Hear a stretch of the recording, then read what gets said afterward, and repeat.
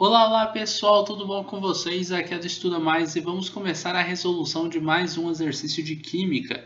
E esse exercício faz parte de uma série aqui do canal chamada de Dúvidas de Alunos à Química do Enem, onde os alunos que fazem parte do curso A Química do Enem enviam questões de Química para mim e eu resolvo elas na forma de videoaulas assim como essa. Se você tiver o interesse de conhecer esse curso, é só você dar uma olhada na descrição desse vídeo que tem os links dos nossos cursos e dentre eles o curso A Química do Enem. Calcule o número de mols presentes em 22 gramas de dióxido de carbono CO2.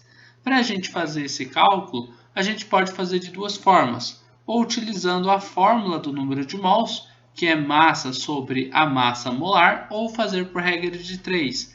Nessa videoaula a gente vai fazer das duas formas e vocês vão ver que é bem fácil fazer o cálculo do número de mols quando, obviamente, sua pergunta tem esse jeitão aqui, né? Quando ela te dá uma massa e te dá uma molécula para você calcular o número de mols.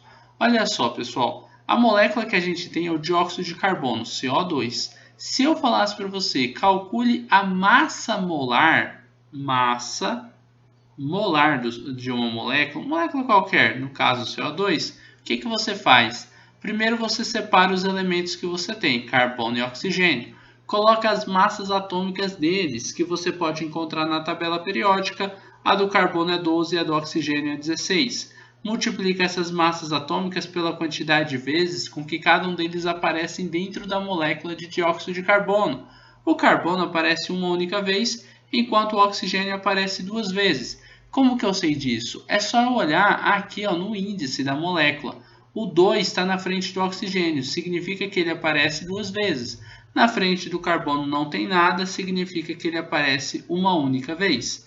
Então você vai pegar essas massas atômicas e vai multiplicar pela quantidade de vezes com que eles apareceram.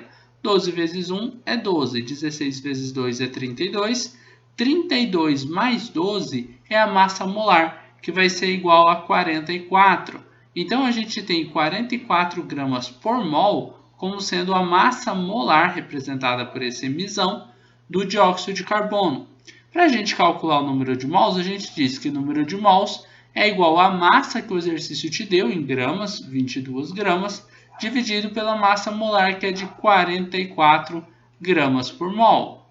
Aqui você vai fazer essa continha que é simples, grama corta com grama, é uma continha de divisão, 22 dividido por 44. A resposta disso aqui vai ser, como 22 é metade de 44, vai ser 0,5, né? Olha só, vamos fazer a continha aqui, 22 dividido por 44. Aqui eu acrescento um zero para que o 22 fique maior que 44 e acrescento zero e uma vírgula aqui no quociente. 44 vezes 5 vai ser igual a 220, o resto vai ser zero. E a nossa resposta aí é realmente 0,5 mol. Esse é o número de mols que a gente tem em 22 gramas de dióxido de carbono. Para fazer por regra de 3, a conta já foi feita, já está concluída aqui, tá? Se você quiser fazer agora por regra de 3, ver um novo método para fazer isso, a gente vai fazer aqui embaixo, vou até trocar a cor da caneta. A gente descobriu que a massa molar do dióxido de carbono, CO2, era de 44 gramas por mol, não era? Então a gente pode dizer o seguinte, eu tenho 44 gramas de CO2, de dióxido de carbono, se eu tiver 1 mol de CO2. Mas eu não tenho 1 mol de CO2. Eu, na verdade, não tenho nem 44 gramas de CO2. A gente pode ver quantas gramas a gente tem. A gente tem 22 gramas. Então, quantos mols eu vou ter? Qual é o número de mols? É o que a questão quer saber? Em 22 gramas, não em 44 gramas. Em 44 gramas, ok, a gente já sabe que temos 1 mol.